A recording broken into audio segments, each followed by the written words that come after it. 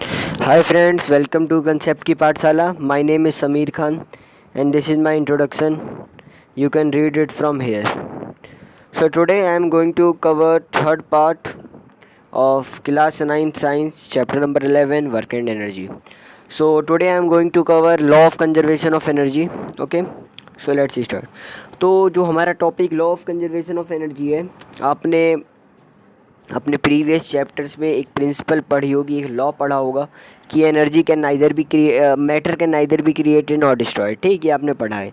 अब यही same rule apply होता है एनर्जी के लिए. ओके, वो मैटर वाला same rule applies for energy also कि energy can neither be created not destroyed. Okay, तो जब एनर्जी ना डिस्ट्रॉय हो सकती है ना क्रिएट हो सकती है, तो हर बच्चे के मन में एक सवाल ज़रूर आता है. ठीक, और इसको आप ब्रीफ में 10th में भी पढ़ोगे. इसी चीज़ को आप ब्रीफ में 10th में भी पढ़ोगे. तो ये बात आती है कि जब एनर्जी क्रिएट ही नहीं हो सकती, डिस्ट्रॉय नहीं हो सकती, तो हम फिर उसको कंजर्व क्यों करें. ठीक, तो यही पढ़ना हमको कि law of conservation of energy है. ठीक, जो इससे हमें पता चलेगा कि हम उससे कंजर्व क्यों करना है. यहाँ पे कि energy can neither be created not destroyed, it can only be change from form to another. ठीक, एक फॉर्म से वो दूसरी फॉर्म में चेंज हो जाती है, लेकिन क्या होता है, वो ना क्रिएट हो सकती है ना डिस्ट्रॉय हो सकती है. ठीक, तो इसकी कुछ एग्जांपल्स पढ़ेंगे जिससे आपको एकदम क्लियर हो जाएगा कि जो law of conservation of energy है. ठीक, तो जो ट्रांसफॉर्मेशन होता है एनर्जी का, वो कैसे होता है, कैसे फॉर्म होती है एनर्जी एक दूसरे फॉर्म में. ठीक, कैसे जाती है, चेंज कैसे होती है. तो चलिए हम पहला एग्जांपल देखते हैं. क्या दे रखा है यहाँ पे पहला एग्जांपल हमको इलेक्ट्रिक बल्ब का दे रखा है. ठीक, अब जो इलेक्ट्रिक बल्ब होता है, हम उसमें क्या होता है कि हम उसमें जब इलेक्ट्रिक एनर्जी प्रोवाइड करते हैं, तो क्या होता है यहाँ पे, वो इलेक्ट्रिक एनर्जी हीट में चेंज होती है. ठीक, ये साइन दिख रहा है आपको, फाइन, हीट एनर्जी में चेंज होती है. अब वो हीट एनर्जी हमारी लाइट एनर्जी में चेंज होती है. ठीक, अब वो लाइट एनर्जी हमारे काम की है. इस समय हमारी इलेक्ट्रिकल एनर्जी काम की नहीं है. समझ रहे हो बात को, यहाँ पे हमारे लाइट एनर्जी काम की है.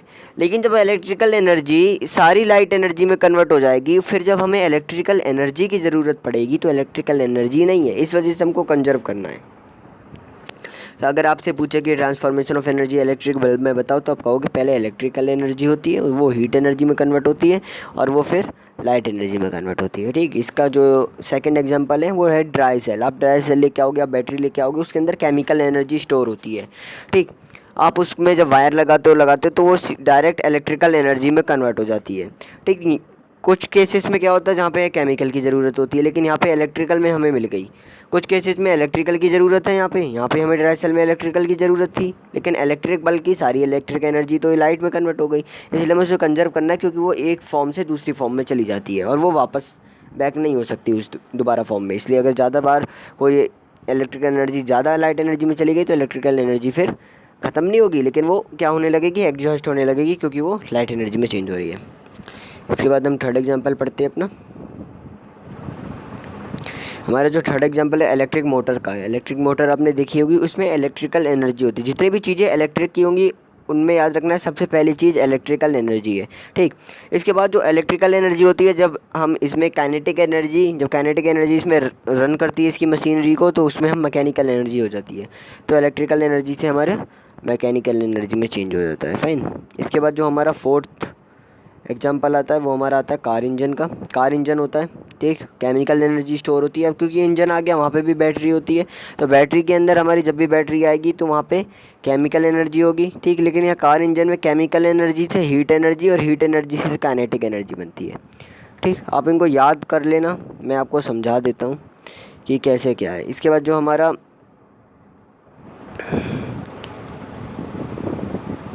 ठीक, इसके बाद जो अब हमारे फोर्थ हो गया. इसके बाद हमारा फिफ्थ आता है डैम का. ठीक, तो डैम डिस्कस कर लेते हैं. ठीक, तो अब यहाँ पे जो हमारा डैम दे रखा है इन्होंने, डैम पोटेंशियल एनर्जी होती है. अब पोटेंशियल एनर्जी क्या होती है, जो एक हाइट में स्टोर हो रखा है. तो जो वाटर हमारा हाइट पे स्टोर होता है, हम उसको पोटेंशियल एनर्जी कहते हैं. वहाँ पोटेंशियल एनर्जी है. जब हम उसको फॉल डाउन करते हैं डैम से नीचे, तो काइनेटिक एनर्जी में आ जाता है, क्योंकि वो अब मूविंग होने लगा, तो काइनेटिक एनर्जी. अब जैसे वो हमारे रोटेटरी जो हमारे फैंस होते हैं उनमें गिरता है, ठीक, फॉल डाउन होता है, तो वो क्या होता है, हमारा काइनेटिक एनर्जी से इलेक्ट्रिकल एनर्जी में कन्वर्ट हो जाता है. ठीक, ये हमारा law of conservation of energy था. इसमें आप 2 एग्जांपल दे सकते हो कोई से भी. ठीक, कोई से भी दो दे सकते हो आप। और लेकिन जब भी पूछा जाए कि कार एनर्जी में क्या ट्रांसफॉर्मेशन ऑफ एनर्जी होती है तो आप बता सकते हो कि ऐसे ऐसे चेंज होते हैं। तो चलिए अगले टॉपिक पे चलते हैं। इसके बाद हम फिर ऐसा यूनिट डिस्कस कर लेते हैं, क्योंकि मैंने आपको पहले ही बताया था कि ऐसा यूनिट अगर आप किसी की गलत कर दोगे तो आपका बिना फालतू का आधा नंबर कट जाएगा। और जो उन बच्चों को अच्छे नंबर लेके आने हैं, जिनको हाँ अच्छी परसेंटेज चाहिए, उनको ये छोटी छोटी बातों का ध्यान बहुत रखना है, क्योंकि उनको बड़ी बड़ी बातें बहुत अच्छे से आती है। ठीक, उनको बहुत अच्छे से पता है कि कैसे न्यूमेरिकल सॉल्व करने, कैसे क्या, उनको सब पता है। लेकिन ये छोटी छोटी बातें गलत हो जाती है, आपको इन्हीं पे ध्यान देना है। ठीक, तो चलिए ऐसा यूनिट डिस्कस कर लेते हैं। ऐसी यूनिट हमारी वर्क की जूल होती है। ठीक, ये आपको पता होनी चाहिए कि वर्क की ऐसा यूनिट हमारी जूल होती है। इसके बाद हमारी पावर, क्योंकि वर्क अपॉन टाइम होता है तो वर्क की जूल है। यहाँ पर टाइम की सेकंड होती है तो जूल अपॉन सेकंड आ गई। यहाँ से आपको पावर की याद रखनी है। इसके बाद हमारी काइनेटिक एनर्जी की जूल है। इसके बाद हमारी इलेक्ट्रिकल एनर्जी की kWhr है।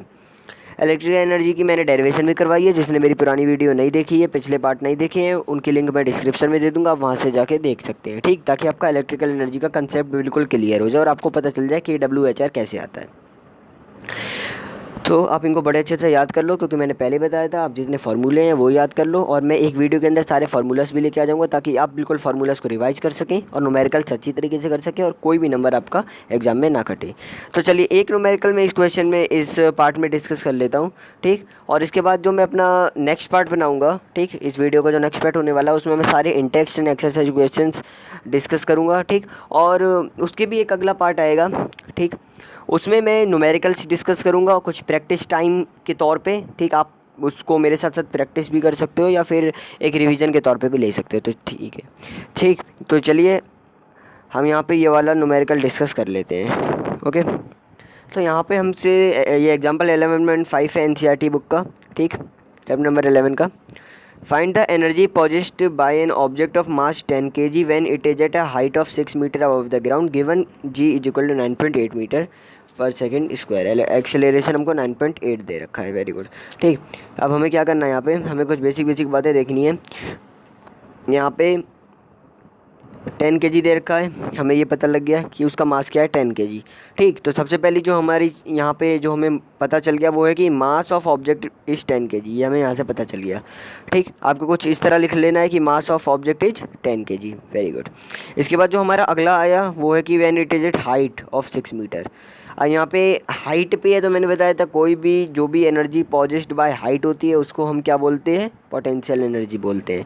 ठीक, तो हमें पता चल गया यहाँ पे हमें पोटेंशियल एनर्जी फाइंड आउट करने को कह रहा है, क्योंकि यहाँ पे हाइट आ जाती है। तो जब ये हाइट आ जाती है तो आप यहाँ से ये कह सकते हो। इसके बाद जो अगला लिखोगे डिस्प्लेसमेंट या हाइट लिख सकते हो, h is equal to 6 metre, जो कि आपको यहाँ गिवन है। ठीक, सब कुछ क्वेश्चन में गिवन होता है, बस आपको अभी पता चलेगा फार्मूलाज की कितनी वैल्यू होती है।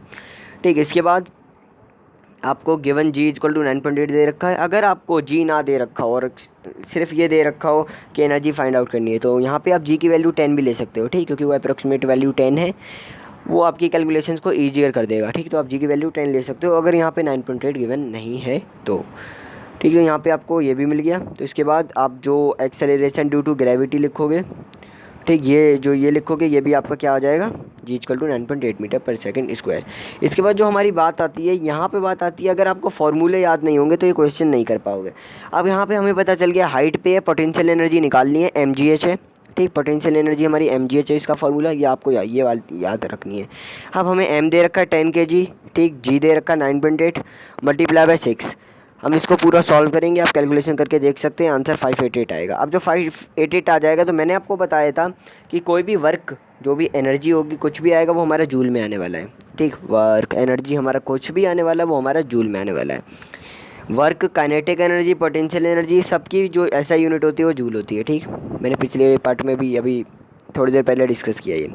तो पोटेंशियल एनर्जी यहाँ पे हमारी 588 जूल आ गई। ठीक, तो ये हमारा ये न्यूमेरिकल हो जाता है। ठीक, आपको फार्मूले सारे याद करके आने हैं अगले पार्ट के लिए। जब आप अगला पार्ट देखो उससे पहले आपको सारे फार्मूले याद होने चाहिए। ठीक, अगले पार्ट में मैं आपको सारे इंटेक्स एंड एक्सरसाइज क्वेश्चंस करवाऊंगा। ठीक, और कुछ न्यूमेरिकल्स भी करवाऊंगा जिससे आपकी प्रैक्टिस बन जाएगी। तो आज के लिए इतना ही। Thanks for watching the video.